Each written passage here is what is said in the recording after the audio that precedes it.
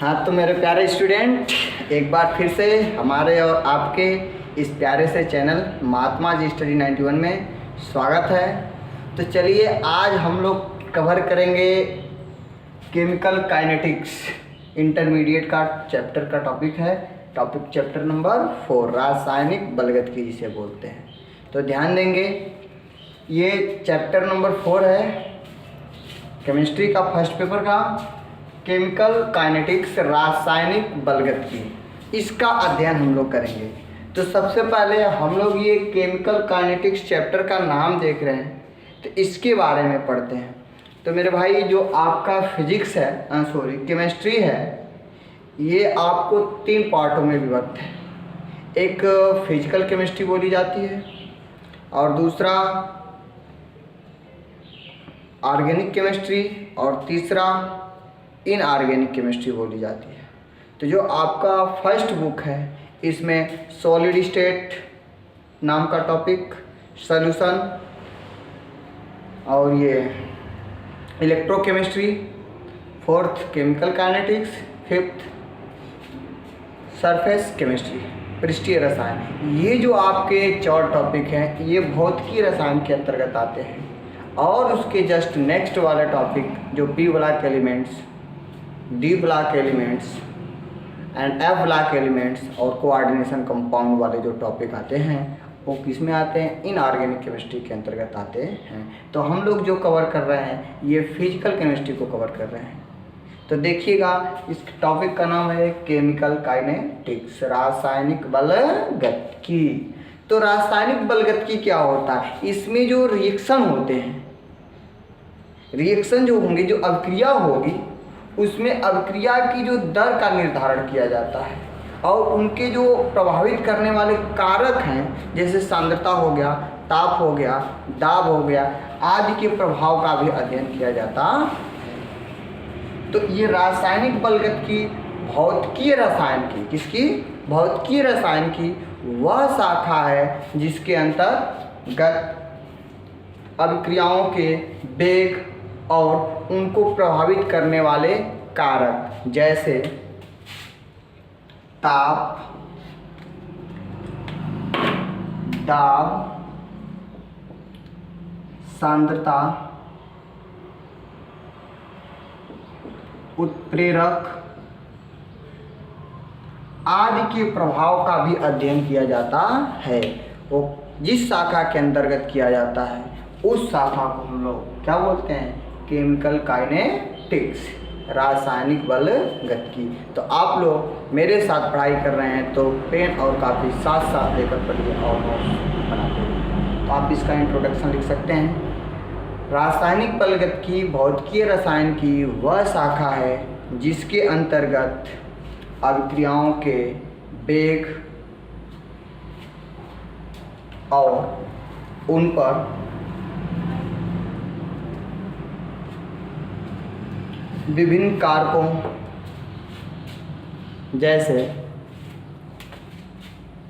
ताप, दाब, सांद्रता, उत्प्रेरक आदि के प्रभाव का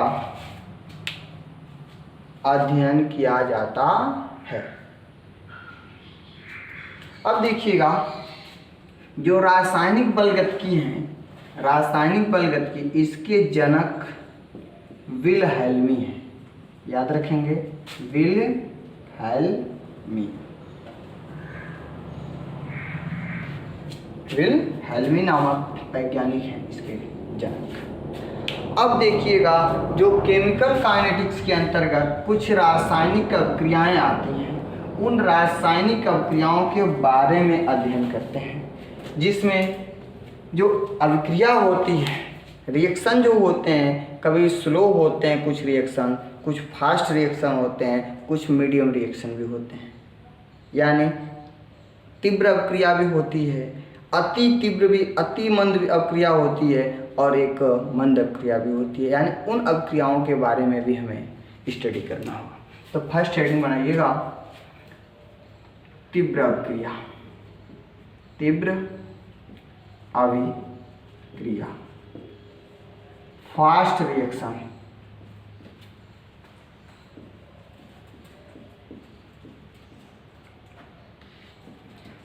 फास्ट रिएक्शन क्या होता है? कुछ ऐसी अभिक्रियाएं होती हैं, कुछ ऐसी रासायनिक अभिक्रियाएं होती हैं जो तत्क्षण होती हैं, तत्क्षण होती हैं, क्षण भर में ही क्या होती हैं, टूट जाती हैं। तो रासायनिक अभिक्रियाएं क्या कहलाती हैं? तीव्र अभिक्रियाएं कहलाती हैं। तीव्र अभिक्रियाओं में जो होते हैं आयनिक अभिक्रिया हो सकती है, अवक्षेपण अभिक्रिया हो सकती है। ये सब जो अभिक्रिया होती है बहुत तीव्र होती है, तेजी से ये पूर्ण हो जाती है। और एक बात है कि तीव्र अभिक्रियाएं जो हैं प्रायोगिक विधियों द्वारा संभव नहीं किया जा सकता, यानी इसमें जो है इसके वेग को हम लोग निर्धारित नहीं कर सकते हैं। तो आप एक लाइन इसको बनाकर लिख लीजिएगा। कुछ रासायनिक अभिक्रियाओं के वेग इतना तीव्र होते हैं, कुछ रासायनिक अभिक्रियाओं के वेग इतना तीव्र होते हैं कि जो तत्क्षण हो जाते हैं,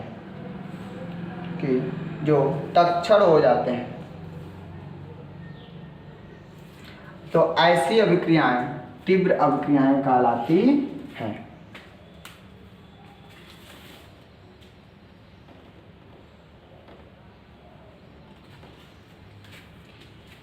आयनिक अभिक्रियाओं, नीचे लिखिएगा, आयनिक अभिक्रियाओं जैसे अवक्षेपण,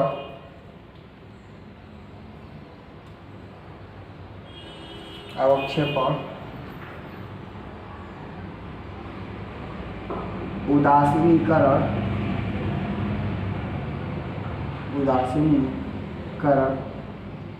आदि अभिक्रियाएं तीव्र अभिक्रियाएं कहलाती हैं, फास्ट रिएक्शन कहलाती हैं।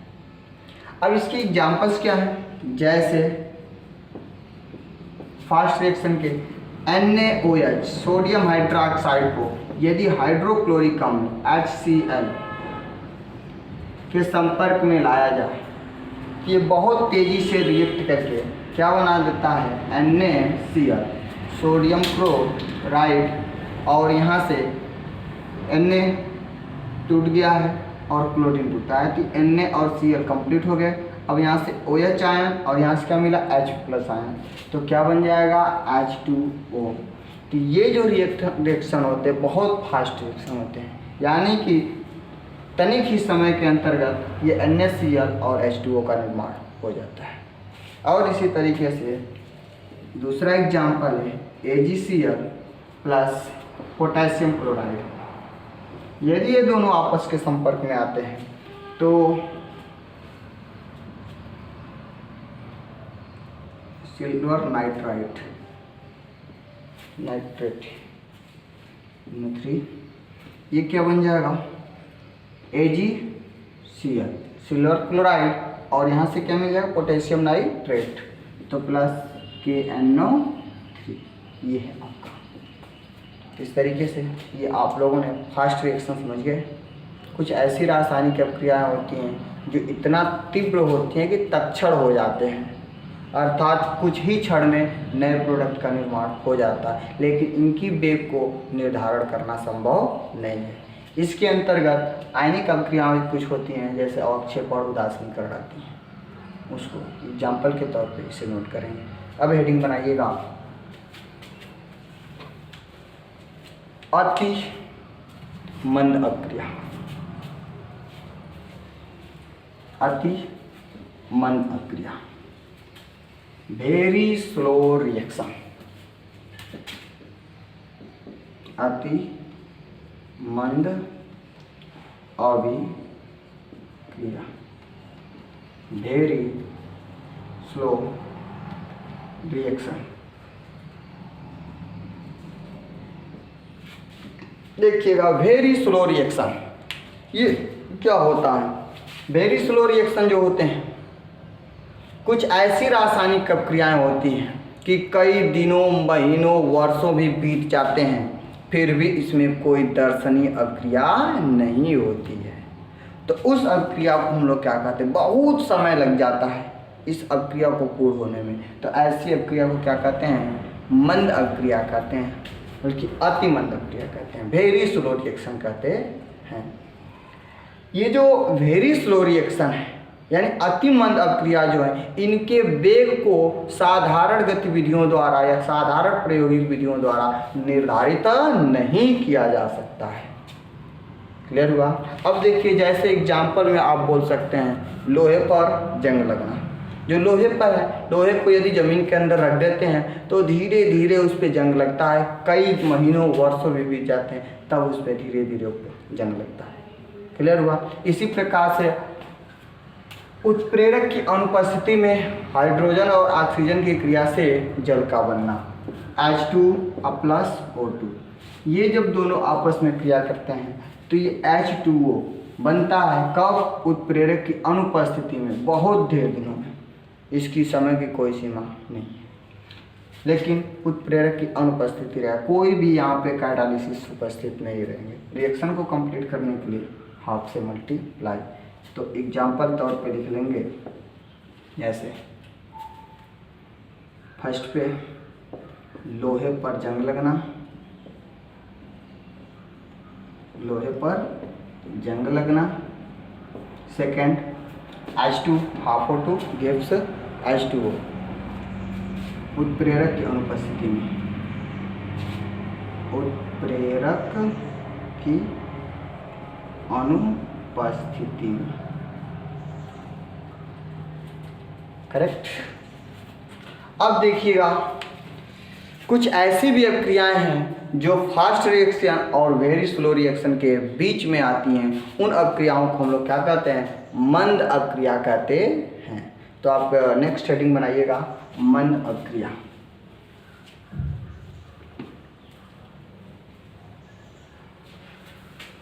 मंद अपक्रिया।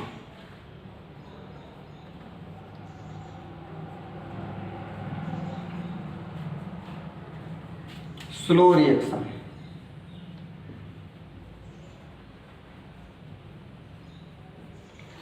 देखिए स्लो रिएक्शन क्या होते हैं। मैंने बताया कि कुछ ऐसी रासायनिक अपक्रिया होती है जो तीव्र अपक्रिया और अति मंद अपक्रिया दोनों के क्या होता है? बीच में होती है। तो रासायनिक अपक्रियाएं मंद अपक्रियाएं कहलाती हैं। मंद अपक्रियाओं के वेग साधारण प्रायोगिक विधियों द्वारा सरलता से निर्धारित किया जा सकता है। क्लियर हुआ? मंद अपक्रिया में जैसे आप लोग दूध लेते हैं, दूध से यदि किसी साइट्री या खट्टा पदार्थ को उसमें मिक्स करते हैं तो दूध क्या होता है? फट जाता है। तो उसको फटने में 1 2 3 सेकंड का टाइम लगता है। तो कौन सी रिएक्शन है? मंद अपक्रिया है। क्लियर? तो देखिएगा, मंद अपक्रिया में इसका एग्जाम्पल लेते हैं। Example ammonium nitrite NH4NO2। जब ये रिएक्ट होते हैं, टूटते हैं, तो ये क्या बनाते हैं? N2+ H2O में चेंज हो जाते हैं। इसी प्रकार से आप ले सकते हैं H2S, hydrogen sulphide gives H2+2S। ये अपक्रिया जो होती है कुछ दर्शनीय अपक्रिया होती है। इनको हम लोग साधारण गतिविधियों द्वारा निर्धारित कर सकते हैं, लेकिन तीव्र अपक्रिया और अति मंद अपक्रिया के वेग को साधारण प्रायोगिक विधियों द्वारा निर्धारित किया नहीं जा सकता है। कंप्लीट? तो नोट कर लीजिए। अब चलते हैं नए टॉपिक पे, अपक्रिया के वेग या दर।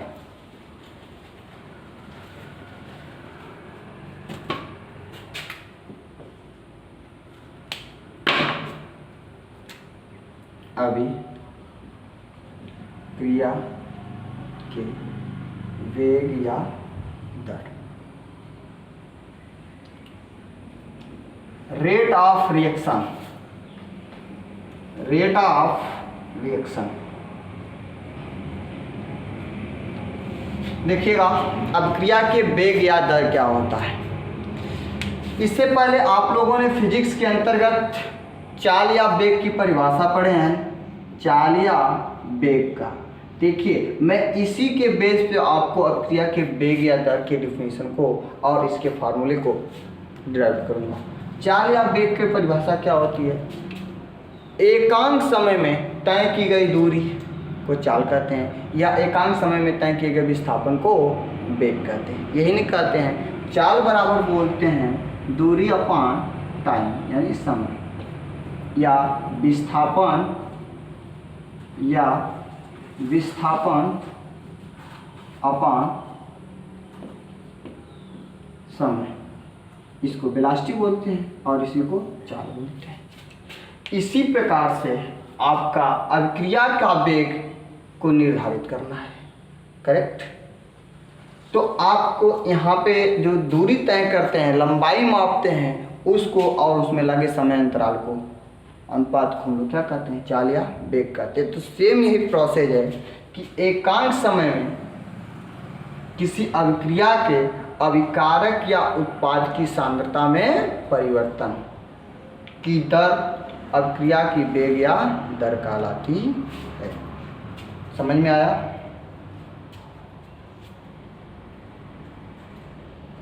फिर से बोल दूं, एकांक समय में किसी अभिक्रिया के अभिकारक या उत्पाद की सांद्रता में परिवर्तन क्या कहलाती है?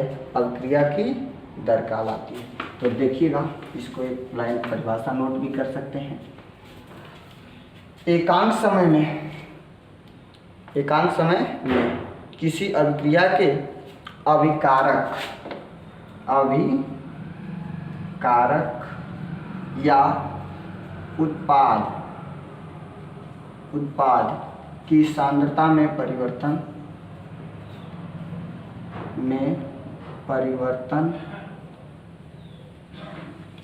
अभिक्रिया की दर या वेग कहलाती है। क्लियर? तो इसके देखिएगा, अभिक्रिया की दर या वेग को हम लोग किससे डिनोट करते हैं? स्मॉल आर से। तो लिख लीजिएगा, इसे स्मॉल आर से प्रदर्शित करते हैं।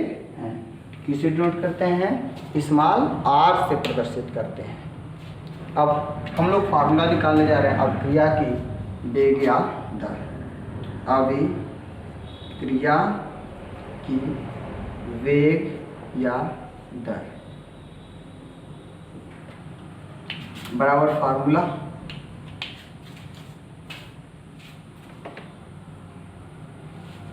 साथ साथ नोट करते रहिएगा। अभिकारक या उत्पाद की सांद्रता में परिवर्तन अपान जो लगा समय अंतराल है, समयांतराल। अभिकारक या उत्पाद की सांद्रता में परिवर्तन अपान लगे समयांतराल को क्या कहते हैं? अभिक्रिया की वेग या दर कहते हैं। अब देखिएगा, मान लेंगे कि कोई एक अभिक्रिया है, R गिव्स प्रोडक्ट, तो इससे हम लोग क्या बोलते हैं? रिएक्टेंट, यानी ये क्या है? अभिकारक है। क्या कहलाता है? अभिकारक। और ये क्या है? उत्पाद। ध्यान रखेंगे, ये अभिकारक है, ये क्या है? उत्पाद। इंग्लिश में रिएक्टेंट और इसे प्रोडक्ट बोलते हैं। ये जो देखिएगा, ये अभिकारक है, तो हम निकालेंगे यदि अभिक्रिया के अभिकारक की वेग या दर, और अलग से निकाल सकते हैं उत्पाद के अभिक्रिया की दर। सही? तो लिख रहा हूं, अभिकारक के अभिक्रिया की दर इज इक्वल टू अभिकारक की सांद्रता में कमी। एक बात ध्यान देंगे, जो यहाँ पे सीख लेंगे थोड़ा सा, R गिव्स प्रोडक्ट P, ये अभिकारक है। जब इसका टाइम चेंज होता है तो उस टाइम पे अभिकारक की सांद्रता में क्या आती है, कमी होती है, और उत्पाद की सांद्रता में उतना ही की वृद्धि होती है। यानी अभिकारक की सांद्रता और उत्पाद की सांद्रता में जो परिवर्तन होता है सेम होता है, बट बात एक ही है कि अभिकारक की सांद्रता में कमी होती है परिवर्तन होने के साथ साथ, और उत्पाद की सांद्रता में वृद्धि होती है परिवर्तन होने के साथ साथ। जैसे अपन मानते हैं किसी टाइम समय t बराबर 0 पर अभिकारक की सांद्रता 8 मोल थी। कितना मोल था? 8 मोल प्रति लीटर, और उत्पाद की सांद्रता 0 मोल प्रति लीटर था। क्लियर? अब उसके बाद t समय में या t1 समय में इसकी सांद्रता कितना आ गया, मैंने मान लिया 6 आ गया मोल प्रति लीटर। तो इसकी सांद्रता कितना हुआ, 2 उत्पाद का। t2 टाइम पे देखा जाएगा तो अभिकारक की सांद्रता 4 मोल प्रति लीटर हो गया, और इसका सांद्रता 4 आ गया। t3 टाइम पे देखा गया कुछ समय बाद, तो ये कितना आ गया, 2 मोल प्रति लीटर हो गया, और इसकी सांद्रता कितना पे आ गई, 6 पे आ गई। तो इस तरीके से देख रहे हैं अभिकारक की सांद्रता में कमी हो रही है तो उत्पाद की सांद्रता में वृद्धि हो रही है। राइट? तो अभिकारक की सांद्रता में कमी अपन समयांतराल अब इसी को हम लोग लिख सकते हैं। अभिकारक की सांद्रता में कमी को किससे डिनोट करते हैं, डेल्टा, इसको पढ़ते हैं मेरे भाई, active mass of R upon delta T. Delta R active mass of R इसको पढ़ते हैं। अभिकारक देखिए ये कि सांद्रता में परिवर्तन अपॉन डेल्टा टी। अब देख रहे हैं कि अभिकारक की सांद्रता में जो परिवर्तन आ रहा है उसमें कमी आ रहा है। जब कमी आ रहा है तो इसको क्या दिखाते हैं, माइनस। करेक्ट? यहाँ पे देख लीजिए, यदि मैं टाइम t2 और t1 के बीच निकालना चाहता हूँ तो ये इसके लिए प्रारंभिक सांद्रता का काम करेगा और ये अंतिम सांद्रता का काम करेगा। तो यहाँ से निकालेंगे डेल्टा आर का मान, तो लिखूँगा क्या, R2 माइनस R1 अपान डेल्टा, ये सांद्रता निकालें ना, R2 का मान कितना आ गया, या इसके अभिक्रिया की दर निकालेंगे डायरेक्ट, तो R is equals to delta T, या इसी को लिखते हैं T2 माइनस T1। करेक्ट? तो R2 की वैल्यू यहाँ से मिलेगा 4 माइनस R1 की वैल्यू 6 अपान डेल्टा टी, इसको नेट कर लेते हैं, तो कितना आ गया, -2, यानी ऋणात्मक आया। वही बात उस टाइम पे उत्पाद की सांद्रता में परिवर्तन यानी अभिक्रिया की दर निकालेंगे तो कितना आएगा, R2 का काम करेगा यानी P1 का काम करेगा, ये किसका काम करेगा, P1 और ये P2। तो उत्पाद के लिए निकालेंगे तो डेल्टा P अपान डेल्टा T बराबर डेल्टा P की वैल्यू P2 माइनस P1 अपान डेल्टा T। तो P2 की वैल्यू कितना है, 4 अपान -2 अपान डेल्टा T, 2 अपान डेल्टा T। इसमें जो परिवर्तन आ रहा है कितने का आ रहा है, 2 का। तो यहाँ पे -2 और यहाँ पे +2। इससे ये साबित होता है कि अभिकारक की सांद्रता में परिवर्तन जो होता है कमी होती है और उत्पाद की सांद्रता में परिवर्तन के लिए वृद्धि होती है। करेक्ट? इसलिए कभी भी लिखेंगे अभिकारक के अभिक्रिया की दर, तो अभिकारक की सांद्रता में कमी अपन समयांतराल, ये क्या आ जाएगा यहाँ पे, माइनस इक्वल टू इतना। हाँ, अब एक बात देखेंगे, यहाँ माइनस चिन्ह क्या प्रदर्शित करता है, अभिकारक की सांद्रता में कमी को प्रदर्शित करता है। नेक्स्ट फार्मूला, उत्पाद के अभिक्रिया की दर, उत्पाद के अभिक्रिया की दर, जल्दी बतलाइए। उत्पाद की सांद्रता में परिवर्तन तो वृद्धि होगी, उत्पाद की सांद्रता में वृद्धि या परिवर्तन भी लिख सकते हैं, अपान समयांतराल नेक्स्ट देखेंगे उत्पाद को पी से डिनोट करते हैं, तो इसका फार्मूला बन जाएगा delta active mass of P upon delta T. Correct. इस तरीके से हम लोग इसे डिनोटिंग करते हैं। तब तक इसका स्क्रीनशॉट ले सकते हैं। चलते हैं नेक्स्ट पे।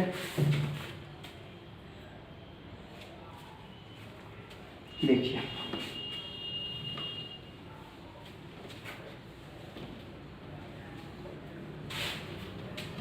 इसकी कुछ हम लोग एग्जाम्पल्स के तौर पे समझ सकते हैं। यदि हम इसका एग्जाम्पल्स ले लें, a plus B gives C plus D, कोई एक अभिक्रिया है, अभिक्रिया है, तो इसके अभिक्रिया की दर निकालना होगा। तो लिखेंगे, पूरे अभिक्रिया को लिख रहे हैं, अभिक्रिया की दर। अभिक्रिया की दर जो होती है R से डिनोट करते हैं, तो R इज इक्वल्स टू अभिकारक की सांद्रता में परिवर्तन अपॉन समयांतराल। तो इसमें देखिएगा दो अभिकारक है, तो दोनों अभिकारकों की सांद्रता में परिवर्तन सेम हो, अर्थात लिखेंगे डेल्टा, माइनस लगा देंगे, अभिकारक है, delta active mass of A upon delta T, ये इक्वल्स होगा अभिकारक बी की सांद्रता में परिवर्तन की अभिक्रिया की दर की। कितना होगा? Minus delta active mass of B upon delta T. ये इक्वल्स होता है delta active mass of C upon delta T. यहाँ पे माइनस नहीं लगेगा क्योंकि उत्पाद है ना, उत्पाद की सांद्रता में क्या होती है? वृद्धि होती है। Is equals to delta active mass of D upon delta T. इस तरीके से आप लोग इसका डिनोटिंग कर सकते हैं। चलिए कुछ और एग्जाम्पल्स के सहायता से हम लोग इसे सीखते हैं। इनको अलग अलग भी डिनोट कर सकते थे। चलिए नेक्स्ट एग्जाम्पल लेते हैं।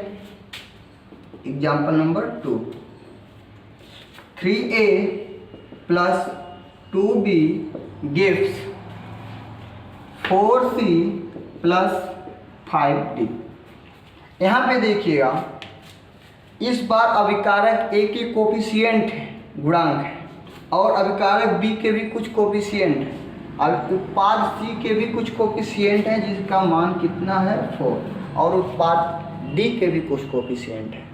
जैसे यहाँ पे रिएक्शन दे दिया जाए, इसके लिए H2 plus N2 gives NH3। Reaction complete करने के लिए यहाँ पे क्या करते हैं? 2 से मल्टीप्लाई और यहाँ पे 3 से। तो ये 3 क्या है? रिएक्शन संतुलित करने के लिए, संतुलित रासायनिक अभिक्रिया है ना, तो रिएक्शन संतुलित करने के लिए H2 का कोफिशिएंट 3, N2 का कोफिशिएंट 1 एंड NH3 का कोफिशिएंट 2 है। तो इसे हम लोग क्या बोलते हैं? रसमिति समीकरण गुणांक।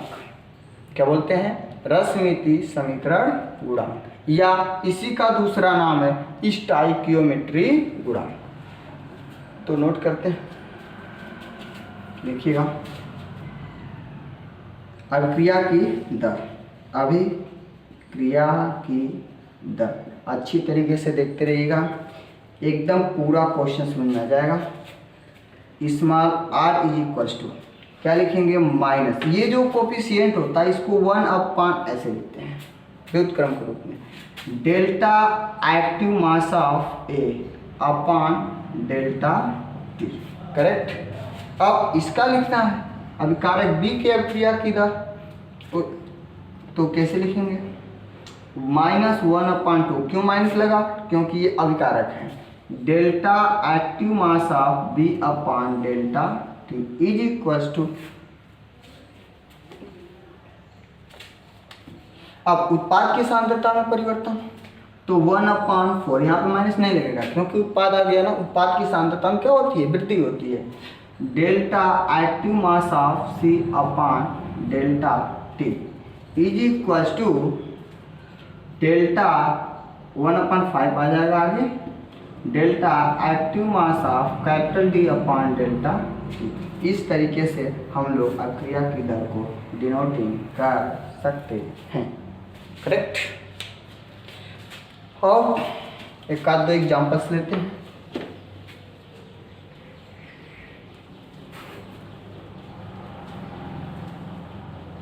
चलिए एक एग्जाम्पल इसी को ले लेते हैं। अमोनिया का हैबर विधि द्वारा निर्माण H2 plus N2 gives NH3। Reaction complete करने के लिए यहाँ पे 3 से मल्टीप्लाई और यहाँ पे 2 से। चलिए स्टार्ट करते हैं। अब क्रिया की दर निकालिए।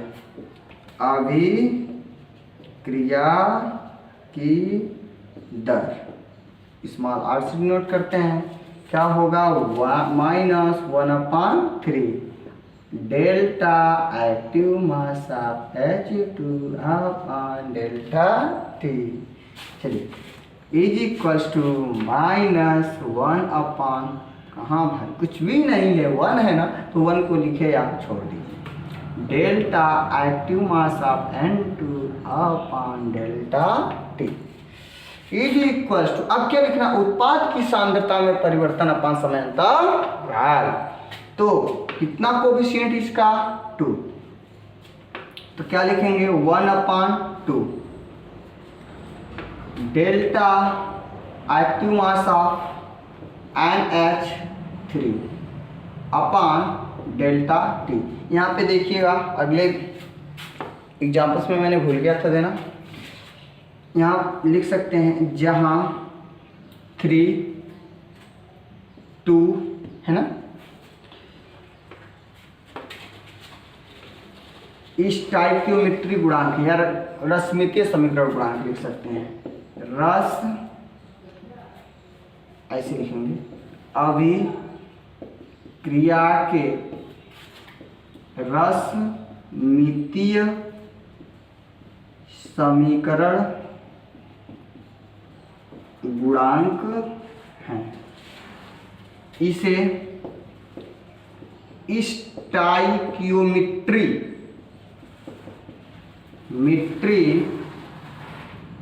स्टाइकियोमेट्री गुणांक भी कहते हैं।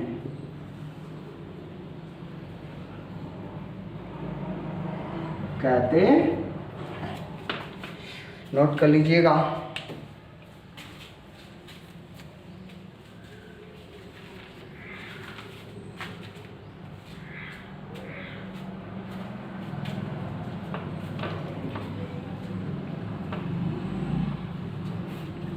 एक एग्जाम्पल्स के माध्यम से इसे और सीखते हैं अच्छी तरीके से। NaOH plus HCl fast reaction लिया गया था ना इसे, तो क्या बनेगा? NaCl plus H2O। चलिए अब क्रिया की दर लिखिए फटाफट। अभिक्रिया की दर इज इक्वल्स टू, ध्यान दीजिएगा अभिकारक है, इसके कोफिशिएंट कुछ नहीं है, तो minus delta active mass of NaOH। पूरे कंपाउंड को लिया जाएगा मेरे भाई, यहाँ पे ये ना सोचिए कि Na या OH लिया जाएगा, नो, पूरे कंपाउंड अपॉन डेल्टा T। यहाँ पे क्या रहेगा? Minus is equals to minus delta active mass of HCl upon delta T is equals to delta active mass of NaCl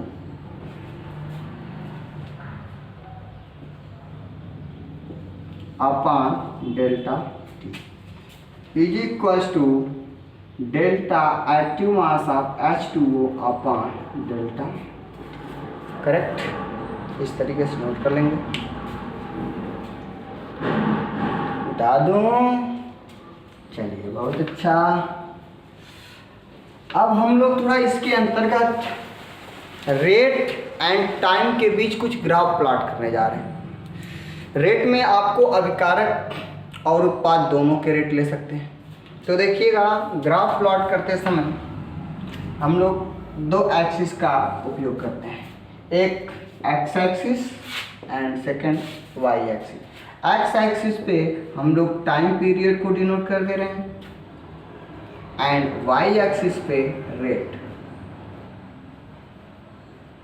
यानी दर को, अभिक्रिया की दर को।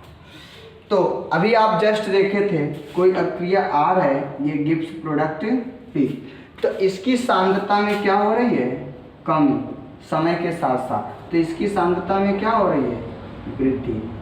जैसे जैसे समय बढ़ रहा है इसमें क्या होती है, वृद्धि।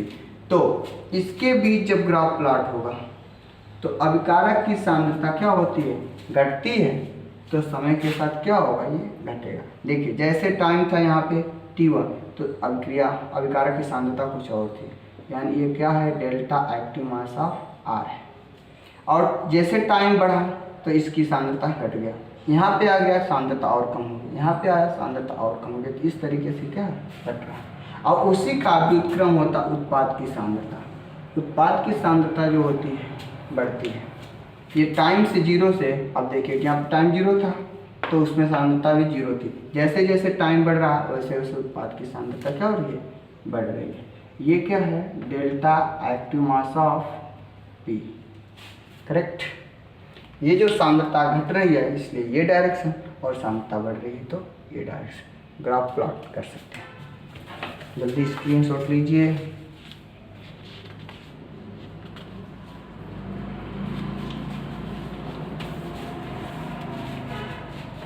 अब हम लोग पढ़ेंगे अभिक्रिया के औसत वेग या दर।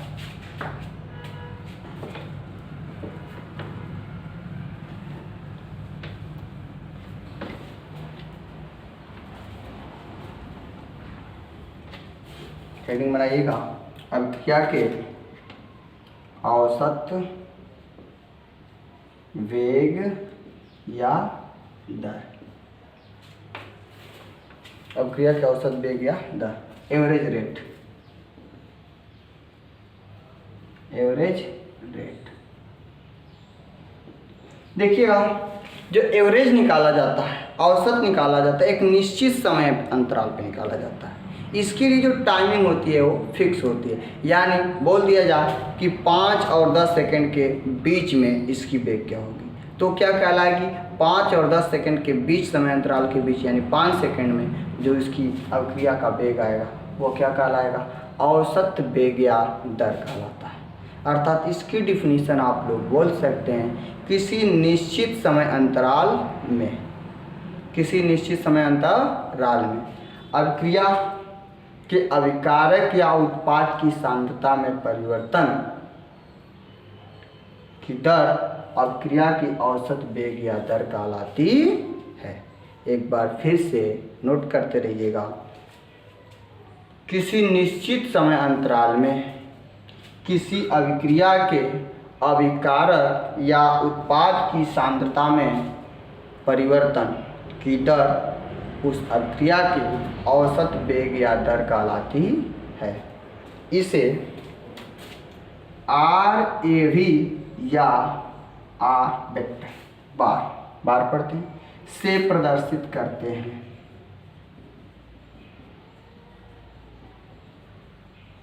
से प्रदर्शित करते हैं। इसका भी फार्मूला लिख लेंगे, RAV या R bar is equals to अभिकारक या उत्पाद की सांद्रता में परिवर्तन अपान समयांतराल। देखिएगा अभिकारक या उत्पाद की सांद्रता में परिवर्तन, तो इसको RAV से हम डिनोट करेंगे, तो मान सकते हैं डेल्टा एक्स अपान डेल्टा टी। यानी इससे क्या समझिएगा कि डेल्टा एक्स माने है अभिकारक या उत्पाद की सांद्रता में परिवर्तन, करेक्ट, अपान उसमें लगा समयांतराल जो था टाइम टी। ये समस्या है कि यदि अभिकारक की सांद्रता में परिवर्तन होगा तो यहाँ पर माइनस लगेगा और उत्पाद की सांद्रता में परिवर्तन होगा तो प्लस ही रहेगा, करेक्ट। आई होप सारी बातें आपको समझ में आ रही होगी, आ रही है।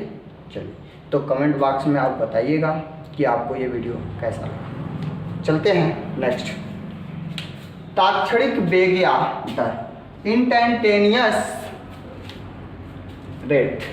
यहाँ पे हेडिंग बनाइएगा ताक्षणिक वेग या दर, ताक्षणिक वेग या दर, यही ना। तो इंस्टैंटेनियस रेट, इंस्टैंटेनियस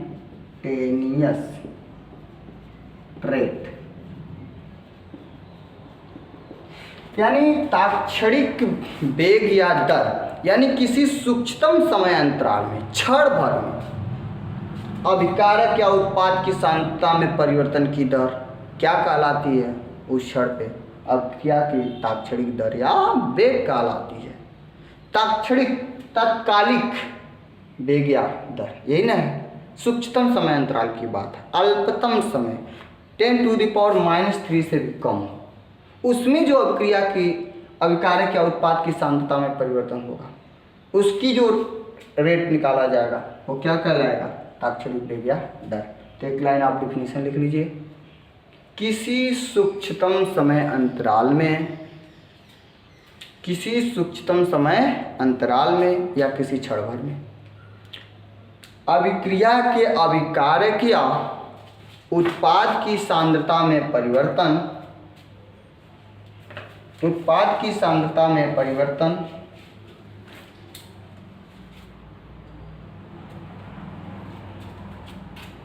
की दर अभिक्रिया की ताक्षणिक वेग या दर कहलाती है। अभिक्रिया की ताक्षणिक वेग या दर कहलाती है। इसके लिए हम लोग एक मान लेते हैं reaction R gives product P। तो इसको अब डिफाइन करना है, तो ताक्षणिक वेग देखिए R से डिनोट करेंगे। यहाँ पे क्या लिखेंगे? Instantaneous INT is equals to minus D active mass of R। देखिएगा ये जो D है ये सूक्ष्मतम परिवर्तन को डिनोट करता है, यानी कि अभिकारक की सांद्रता में जो परिवर्तन हुआ है बहुत ही सूक्ष्मतम हुआ है। अपॉन टाइम कितना? dt। ये इज इक्वल्स टू हो जाएगा D active mass of P upon dt, जहाँ D active mass of R and D active mass of P ये क्या बताते हैं? सूक्ष्मतम परिवर्तन बताते हैं। अभिकारक और उत्पाद की सांद्रता में सूक्ष्मतम परिवर्तन होगा। करेक्ट। चलिए इसे नोट कर लीजिए।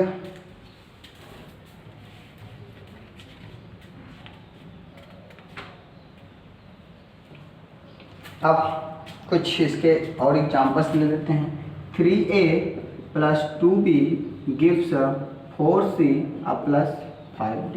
इसके भी अभिक्रिया की दर निकाल दीजिए, ताक्षणिक अभिक्रिया की दर। तो R इंस्टैंटेनियस क्या दिखाएंगे? -1/3 रश्मिकी समीकरण गुणांक है।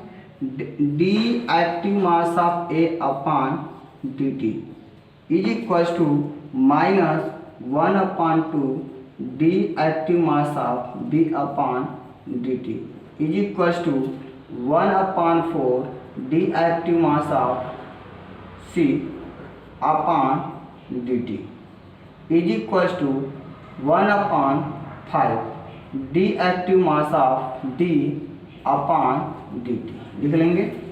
इस तरीके से हम लोग इंस्टैंटेनियस रेट को भी डिफाइन करते हैं। करेक्ट हो गया। तो आज का टॉपिक हम यहीं पे रहने देते हैं। तब तक के लिए आप लोग इसे स्क्रीनशॉट लीजिए और खूब मज़े से अच्छी तरीके से पढ़ाई करते रहिए। फिर मिलते हैं नेक्स्ट वीडियो में। तब तक के लिए थैंक्स यू सो मच।